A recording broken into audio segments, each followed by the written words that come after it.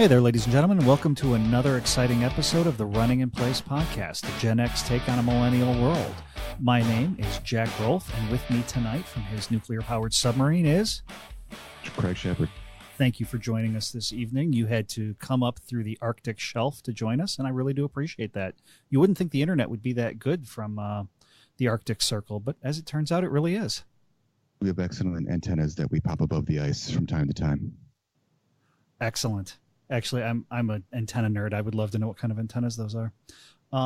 We had a lot of good comments from our last episode. We got a lot of downloads. Apparently, people like porn. We got some really nice compliments. So who would have thunk it? That's not surprising. Something about the continuation of the species that gets just people kind of excited. I think actually just adding porn to the title of anything is probably a good marketing strategy. It could save some of the retailers that we're talking about here. Ladies and gentlemen, tonight's episode is going to be about the retail apocalypse and porn. So I'm sure we'll find some way to shoehorn that in now. Well, that might be our strategy for getting more downloads, is to have shoehorn porn into every title. It's just a thought. All right, I'm totally doing that. I'm going to find a way to name this episode after porn. Or some creepy double entendre. Wait a minute, did I say creepy? The retail aPORNcalypse. The retail aPORNcalypse. That's it. You just nailed it. It's funny, though, because that's the topic of tonight's show has been the topic of the news lately, is the retail apocalypse, because impending doom, because it can't just be, hey, people, the economy's changing and stores are closing. It's got to be the retail apocalypse, which is maybe overselling it, just maybe a hint. But that's okay. People kind of do that. And things are really, the economy is changing and it's touching all kinds of things, because that's what the economy does. The economy is always evolving and changing, and things are happening. And as I was thinking about this, I got to thinking about what it used to be like for our parents versus, of course, our kids or the millennials that follow us. Shopping was not entertainment at least for our grandparents. You had your shirts, you had 4 or 5 shirts, you had 4 or 5 pants, and that's what you had. And you didn't go shopping for fun on the weekend. And I don't know about your mom, but my mom, shopping was probably her primary form of entertainment. She loved it. And it was what she did. And that was definitely different than her mother, for example. What about with your family? Well, I don't know that I can compare to my parents' approach to their parents' approach. I don't really know how it was like. I've heard some stories from my great grandmother of like the ice guy coming around, but that's which doesn't really dovetail to retail shopping. But I think we probably had similar experiences growing up, in that our parents, or our mother in particular, dragging us along on shopping days to various stores for various things, was certainly a tradition. And while I suspect that my mom enjoyed it, my memory is that she was usually in a bad mood on those days. I don't know if it was because of spending money or because I wasn't behaving, but it was because she was with you. I'm sure it was because she was with me, but I don't remember those days fondly, or maybe my memories are also colored by my undoubted boredom during those times. It's funny. I look back on going to the mall, because it was like going to church for my mom. It was going to the mall on typically Saturday morning, but occasionally Sunday, or sometimes both.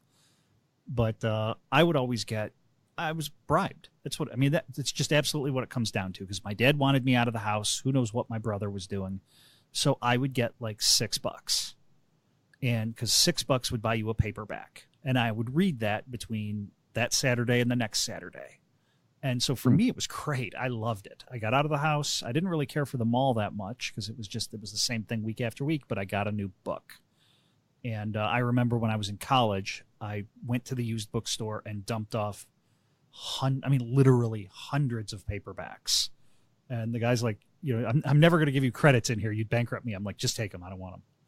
But, no kidding. I remember in the town that I grew up in, which was, kind of the industrial Midwestern town, there was still a downtown that had the actual department store in it. And then when I was a kid, the shopping mall opened, and it just destroyed the downtown.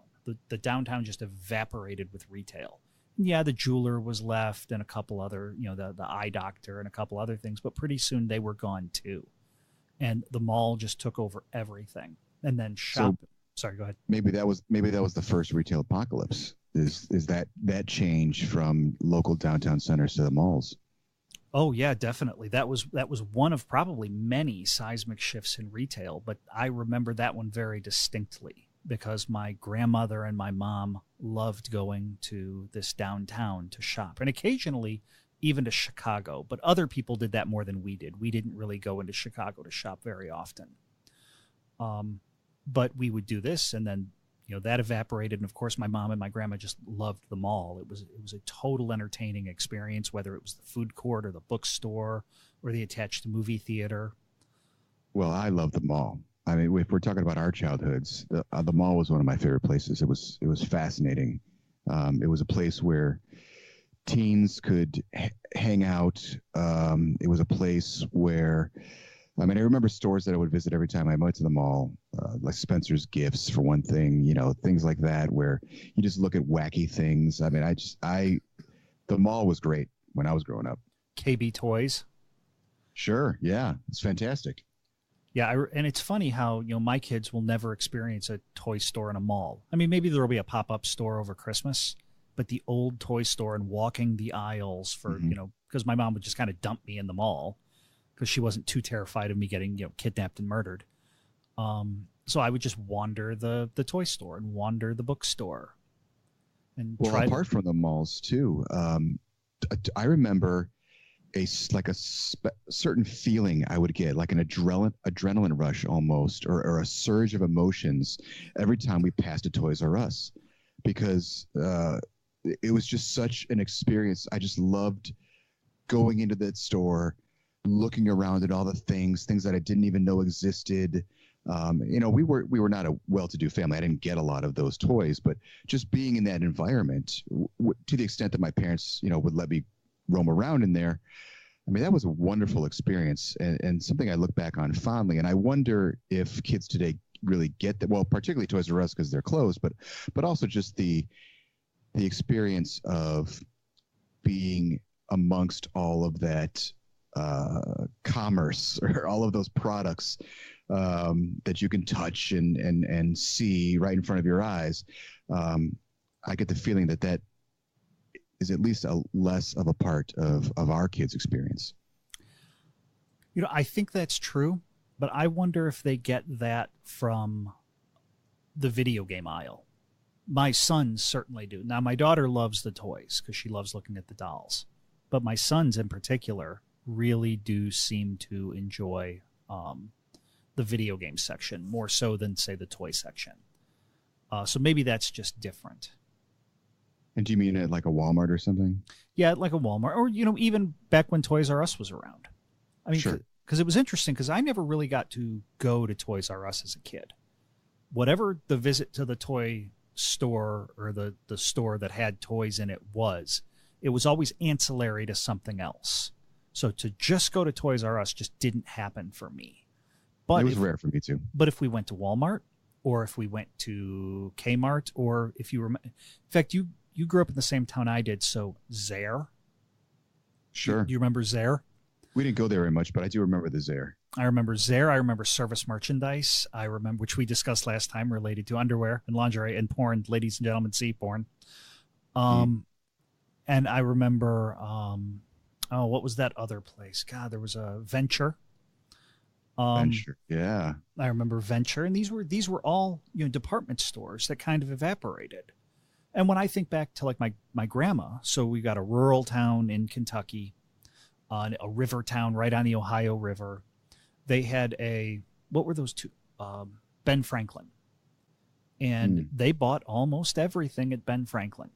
Now, maybe they would make the drive to, there was a big mall in Carbondale, Illinois, and there was a mall in Cape Girardeau, Missouri. Sometimes you'd go to there.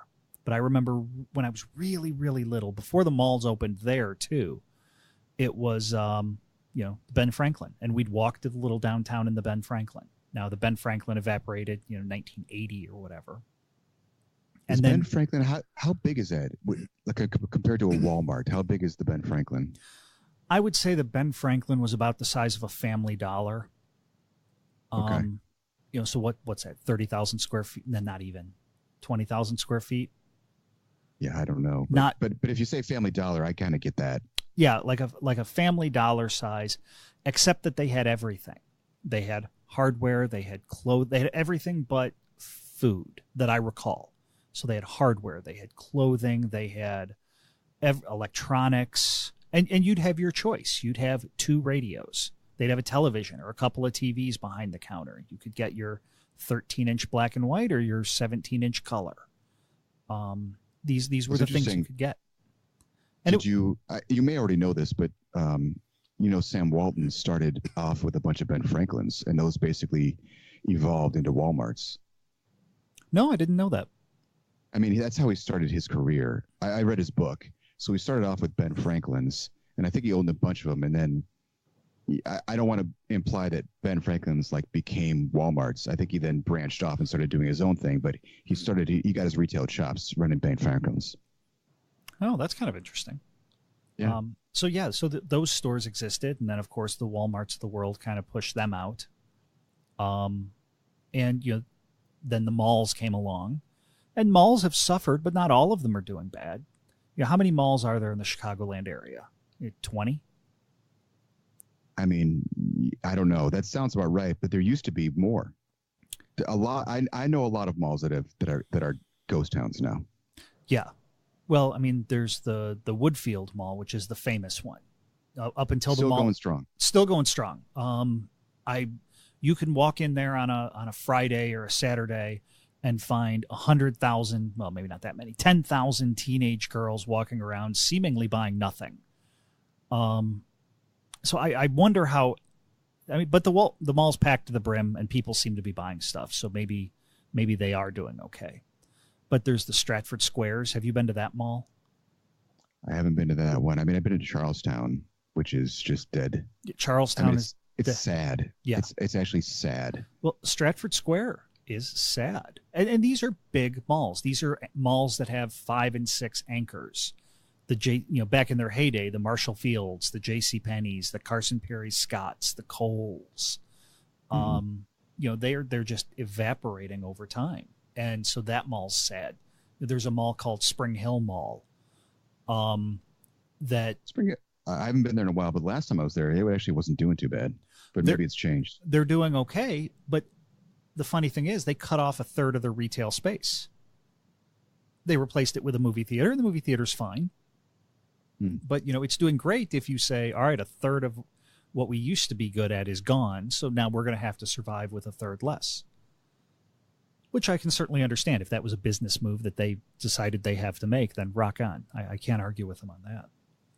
I mean, for a while there, I think we're making an important point here, and that is that for a while, within the last 10 years or 20 years maybe, it really seemed like malls were going to be extinct, that they were going to just, none of them were going to survive. And yet it seems like what the market has settled upon is not an extinction event, but more of a contraction. And it's consolidating people's appetite for malls into a few places rather than too many. So the market was oversaturated with that kind of stuff, but our appetite for it is not gone. No, I think that's certainly true. I know my shopping habits have changed. But for example, some of the stores, because the phrase the retail apocalypse was news this week.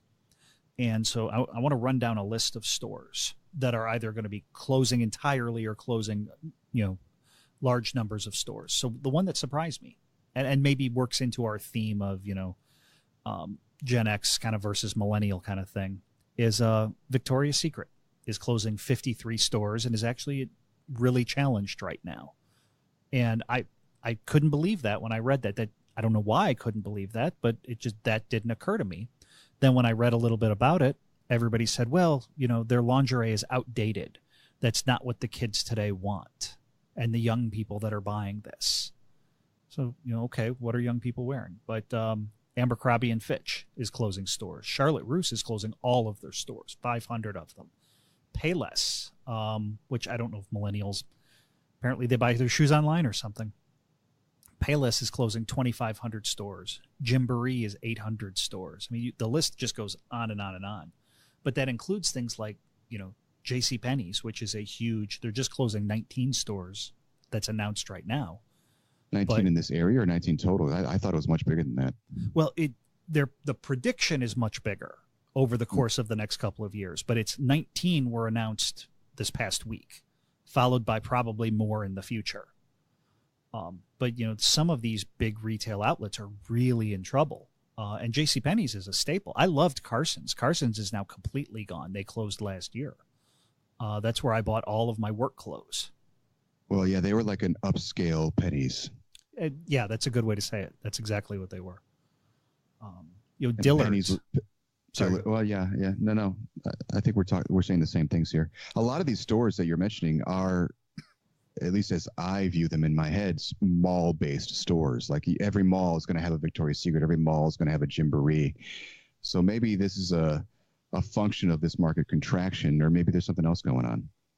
The one that everybody points to immediately is they say, well, this is people moving to online retail.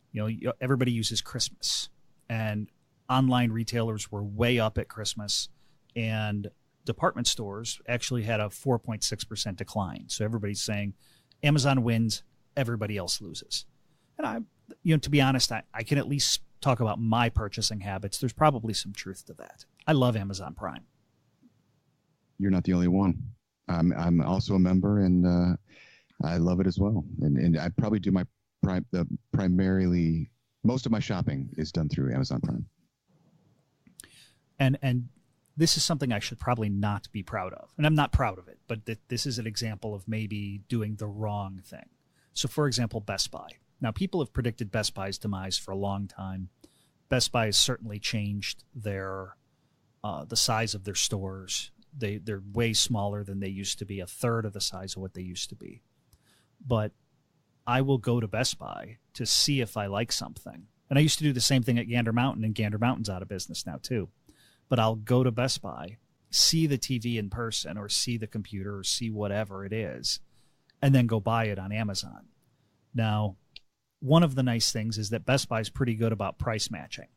So if we're only talking a few dollars difference, I'll buy it at Best Buy and walk out with it. I just bought a printer at Best Buy for that. In fact, they even beat Amazon's price. Amazon doesn't have the best prices anymore. I think it's more of a retailer of convenience than it used to be a price leader.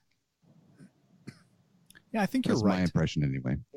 And with the price match, you don't have to be killing Best Buy as much. And the fact that Amazon now charges tax, that used to be the big advantage. And as much as I hate taxes, I did see the unfairness of, and as much as I loved not paying taxes on Amazon, I saw how that was unfair to the brick and mortar stores. So I kind of, there's a part of me that isn't really opposed to the fact that Amazon now charges taxes.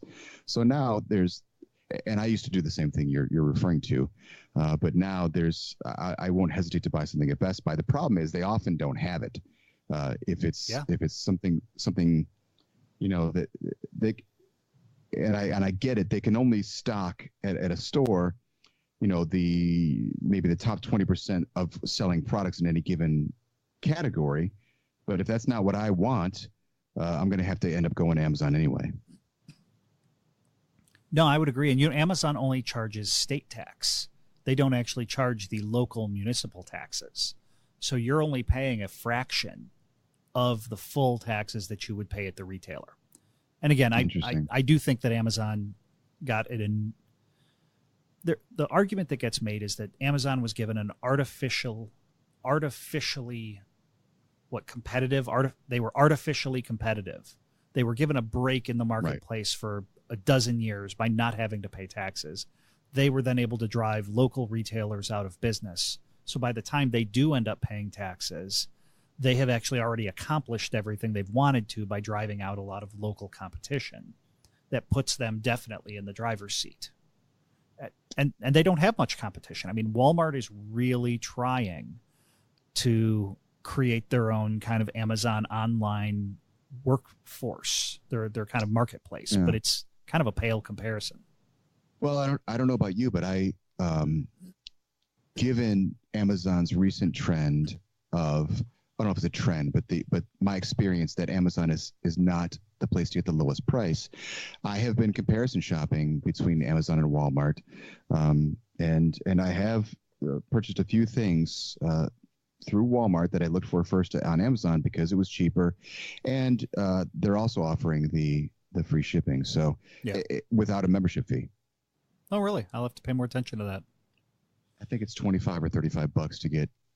I think if it's $35, you get free 2-day shipping. If I'm not mistaken, I don't want to be talking out of school here, but that's my. I think there is. I think that's correct. I know you can get free shipping, and I think it might be 2-day if you reach a certain minimum.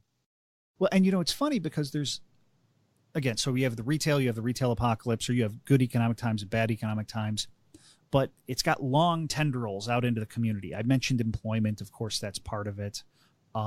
So there's always that component, but there's also the real estate component, which, as I was, again, digging into this, I found the real estate side of it kind of interesting because there are different kinds of retail space. There's Class A, so the new, exciting strip mall that's got the Aeropostale in it, and it's got all of the Justice and all of the great stores where all of the kids want to go. That's Class A space.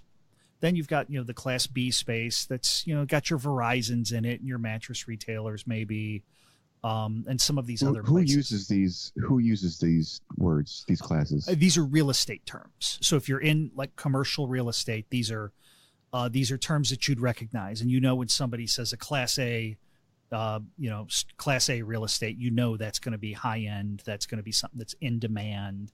Class B, something that's still nice, but maybe not quite so much in demand. And then sometimes you'll hear Class C or Class D. And those are places that are just not where the traffic is, not where the people are, in disrepair, old, maybe not run particularly well. And so what's the point that we're getting more of the one kind and less of the good kind or something? Well, no, as the retail market contracts, so these stores are now capable of moving. So all of a sudden in Class A space, they can't demand the rents that they once had because there's too much of it. So either the retailers that are there go to the landlords and say, hey, listen, you're going to have to lower my rent, or I'm going to move to another place that I think is more advantageous. Or when they have empty spaces, they have to then rent them out less to lesser quality tenants. And then, of course, your other tenants, your higher quality tenants, say, hey, this is bullshit. When my lease comes up, I want it reduced. But then, of course, that trickles down to the Class B real estate, which is all of a sudden now less in demand. And then finally down into the relatively bottom end of the commercial real estate, the commercial retail real estate, where they just go vacant.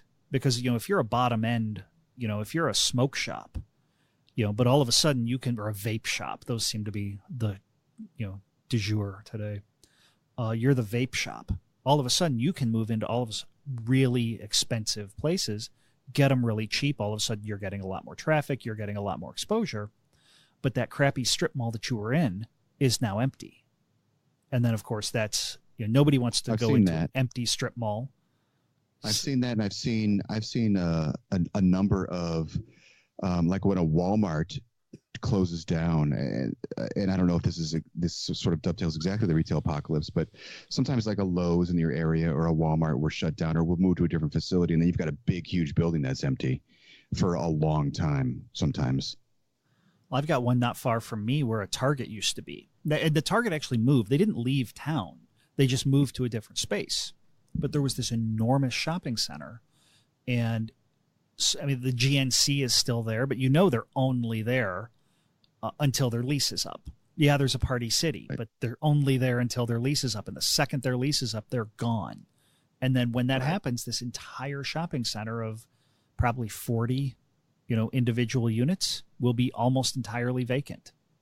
And maybe in a pre-Amazon world, you'd have a Radio Shack in there, and you'd have all these things that could be supported, but now they can't. So yeah. So what do we do with all this empty space? Right. And then blight, because blight just kind of grows, and then you'll see things like Chicago's and around the country, TIF districts or something that's obviously not for tonight, but you'll see all of these strategies where people try to come in and revitalize, dying strip centers using public funds.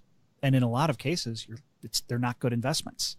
The public funds should not be invested in that, but people are so clinging to the idea that they need to resurrect this to bring it back to what it once was, rather than just tearing it down and saying, okay, now we have virgin space.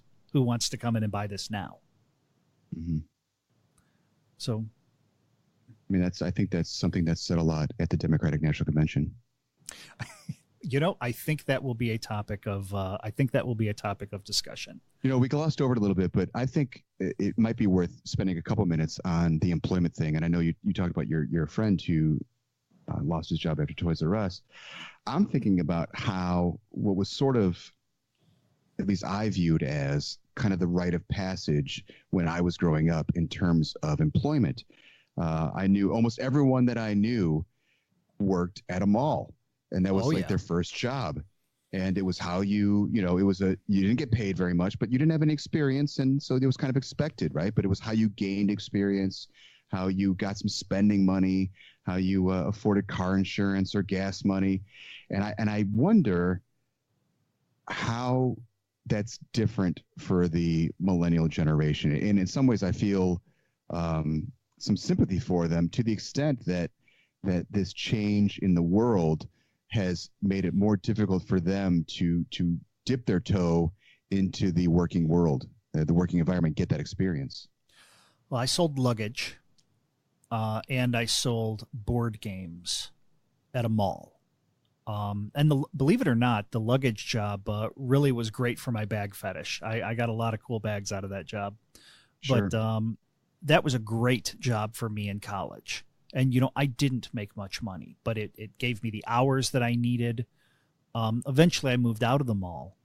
But it was, at the time, that was the place to see and be seen. And I happened to be kind of in a good niche where I was at. So I was able to not only study a lot, because I could make my sales quota in like a day. Then the rest of the week, I just ignored everybody unless they just came up and set it on the counter, because I was usually alone.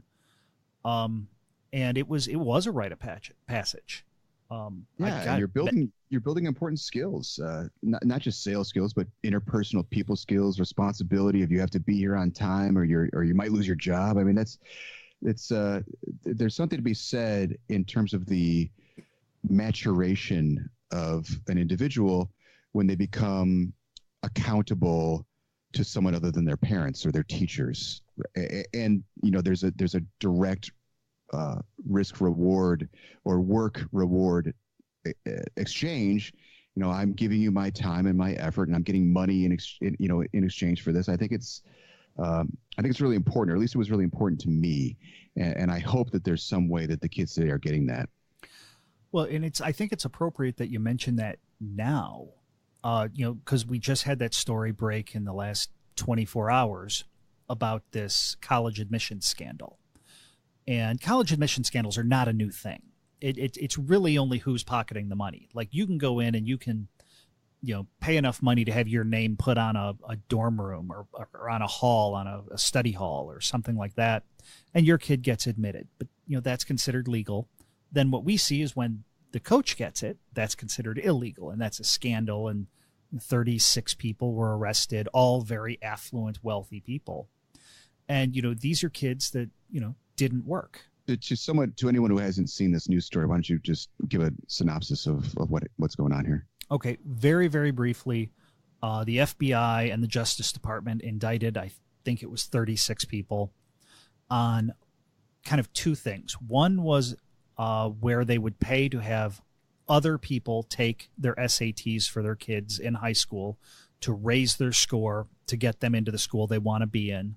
Or, on the other side, there was a group that was actually falsifying mostly athletic pedigrees for their kids, and then bribing coaches to make recommendations to the admissions boards saying, hey, look, these are great athletes. I want them on my team.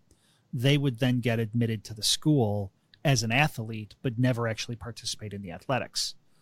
This is so a big pay for play thing, and let's not hide the ball either. That we're talking about some famous people. There was Uncle Jesse's girlfriend from Full House. Oh, I had such a crush on her, Lori Loughlin. She's aging quite well still. I don't know how well she'll age in prison. And then Felicity Huffman was also involved here. So this is, I think that adds some color to the story, which is maybe why it's been such a story lately. Well, and I think the juxtaposition of what kids used to do, and maybe affluent kids were always douchebags, but I remembered, middle class, poor, and affluent kids alike working in the malls, working in the stores. My first gig was Pizza Hut, answering phones at Pizza Hut, which was a terrifying job, but high pressure. So I learned a lot on that. And these were kids that were like, now, apparently none of them got scholarships. So this isn't a scholarship scandal. But these were kids that were getting admitted because mom and dad bought their way in. Yeah, I mean, I'm going to respectfully disagree with your view of our youth. It may be true that the kids who we thought of in our area as affluent had to get jobs, but I don't think we had any exposure growing up to what real affluence is, or the kind of kids who are involved in the scandal. I don't think those kind of kids ever had to get jobs growing up, and I don't think they ever had trouble getting into university. I think they've always had it pretty darn good. Well, I would agree with you for the most part. I would say we now have more exposure to real affluence. And I'm not saying we're more affluent. I'm saying that we now are more aware of what truly affluent people are like through reality TV and things like that. But they show off on Instagram. Fantastic. And those are the kids that were getting in. But I did have an experience with a remarkably affluent young woman who worked for me in the luggage store. Quick story, then I'll be done, I promise. Her father worked for a movie studio, and her grandfather was a major, close to retirement exec in Hollywood at a movie studio. And they thought that, well, her dad in particular, thought that she needed to work. She needed exposure to what it was like to actually have a job. And she was, I would say she was very much like some of these kids that you see today, but maybe dialed back a little bit. She wasn't quite that bad. And she was the rare Hollywood movie executive daughter living in the lower middle class suburbs of Chicago. Well, believe it or not, her dad worked downtown, and there was a division that he ran downtown that was a subsidiary of the big, multinational conglomerate that was the Hollywood studio, that her dad had been given this job by her grandfather. So he had to go run this portion of the interest of the larger company in Chicago. And Gotcha. So it was kind of interesting how all of that worked. And she would bring in pictures of her and like Stallone and sitting in these amazing cars and stuff when she would go visit her grandfather. But she had to work, and she was at times kind of down to earth and kind of understood things, because she worked with a bunch of people that were kind of poor, somewhere between middle class and just downright poor. And it was probably very good for her. In fact, I wonder sometimes what happened to her. I tried to look her up on Facebook one time, and I never could find her. We all know why you looked her up on Facebook. Don't try to hide it. No, I won't. It has nothing to do with her being probably fantastically wealthy. And she was hot, which really helped. Yeah, that was what I was alluding to. Yeah, I know it was. I'm glad you picked up on that. Yeah, no, got it. Ding, ding. Hopefully she's in porn now. She doesn't need to be. No, she doesn't. She does not. But apparently they do it for fun anyway. That's why we have Instagram. Yeah, I don't know about our generation. Yeah, that's true. Yeah, no kidding. But no, so this big scandal happened, and these kids, these kids aren't learning the lessons that we learned, where we had to learn, like you said, being responsible, showing up on time. That, was it Charlie Chaplin? Somebody said 90% of success is showing up. And I've always been a big believer in that. And I don't think that they're learning that. Well, that's what's concerning. And yet, when they do get jobs, and I hate to say use the words like they, but it, you know what I mean. Not all of them, but it Right. seems like when they do get jobs, you see them out picketing, saying, "No, we're not getting paid enough. It's not a living wage." And I wonder if they've lost the, or at least some of them have politically lost the idea of gaining skills, and not every job was ever meant or should be um, a way to support your family. Maybe that's the way it is now. Maybe that's what jobs have to be. But at least when we were growing up, no one expected you to raise a family on, the luggage salesman salary. It was just a way to, and that's the way it should be, I think, because because you don't need a whole lot of skills to sell luggage. It's okay to pay you less. And the demand to pay more than you're worth, I think, is going to hurt that generation more than they think it will help them. Well, look at the kiosks at McDonald's. Those things Sure. are fantastic. I love those things. I can almost order faster on that now than I can if I walk right up to the counter and immediately get the person's attention. And you can avoid human interaction. I can avoid human interaction, which is always a lovely thing. And hey, that's where the fight for 15 gets you. And that's where the next part of the retail apocalypse is going to come from. I mean, so we've started with our grandparents and then our parents and shopping as entertainment.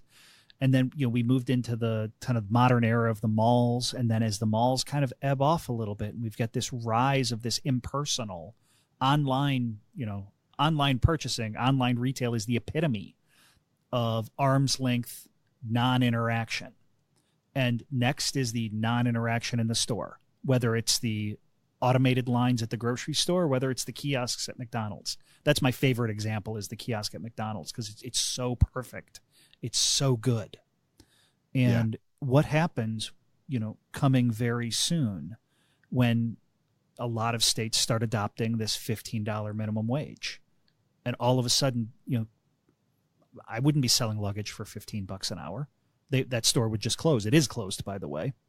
It's one of those things where they paid me $6 an hour. And, today it might be $9 an hour, but they're not going to pay 15. Well, you're just not worth it. No, I agree. I'm not worth it now. Well, there's people think, or some people think, and I think a large proportion of younger generation thinks, that the minimum wage is forcing, the big bad employers to pay a decent wage. But the other side of that coin is what it's doing is preventing people whose skills are not worth less than the minimum wage, who are not worth the minimum wage, from working. It's there's a way of looking at it, which I think is more accurate, that it's actually keeping people out of the marketplace rather than lifting them up. Yeah, I agree. And I can see it in my work. I hire, we kind of bulk up in the summer months, and we pay pretty decent. We pay $12 an hour, and I can't fill the spots. I just can't get them. And those that do apply can't pass a drug test. Because, they've got to use, kind of not heavy equipment, but, theoretically dangerous equipment. Any machine can be dangerous. So yeah, you have to take a drug test, and they can't pass it. And then I have, when I'm supposed to hire 20 or 30 people in the summer, I get 2. And that's just where we are today. When I was 16, we would have filled them up and probably, had double people lined up to get those jobs. Yeah. Well, and to the extent that these minimum wage laws are passed, I mean, that's only going to hasten the retail apocalypse and further change the landscape that we see today. I don't know if we can avoid it. I think, but maybe, I don't know. We'll see what the future holds. But if that does happen, I think what we're seeing today is only going to accelerate. All right. Well, fantastic. I think we've actually talked a little bit. I think hopefully educated people here a little bit. Hopefully had some fun with the retail apocalypse, because, next come retail zombies, maybe. I don't know. There were zombie homes. There was zombie real estate. So maybe that's next. All right. Well, I guess that's it for tonight. I want to thank everybody for coming. My name is Jack Rolfe, and with me tonight is Craig Shepard. Thank you for being here. Thank you for listening. Don't forget, you can find us on Twitter at @RunningPlacePod, or you can look us up on Facebook, and you'll find us there. Leave us a note, leave us a message, let us know what's going on, and we will see you in a couple weeks. Thank you, folks.